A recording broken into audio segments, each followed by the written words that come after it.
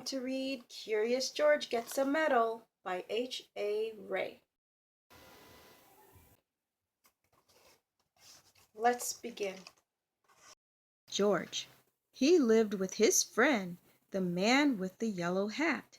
He was a good little monkey and always curious.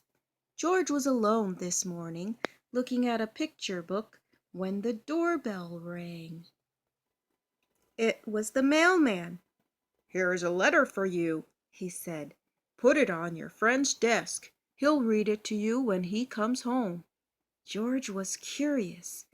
It was not often that somebody wrote to him.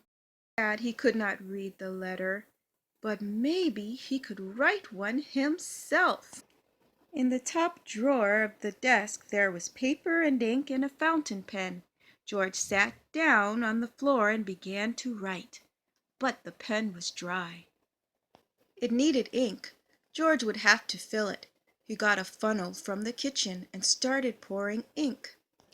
But instead of going into the pen, the ink spilled all over and made a big blue puddle on the floor.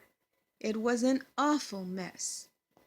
Quickly George got the blotter from the desk, but that was no help.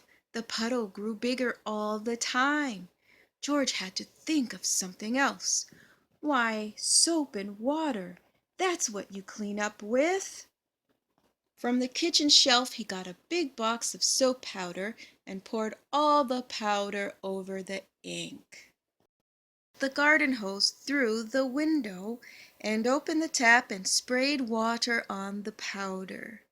Bubbles began to form, and then some lather, and more lather, and more lather, and more lather.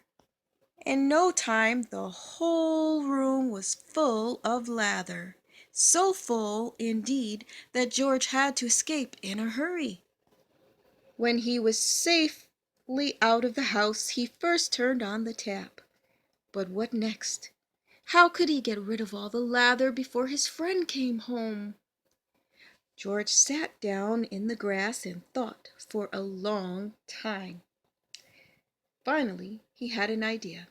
He would get the big shovel and shovel the lather out of the window. But where was the lather?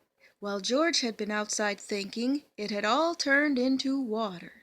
Now the room looked like a lake and the furniture like islands in it. The shovel was no use. A pump was what George needed,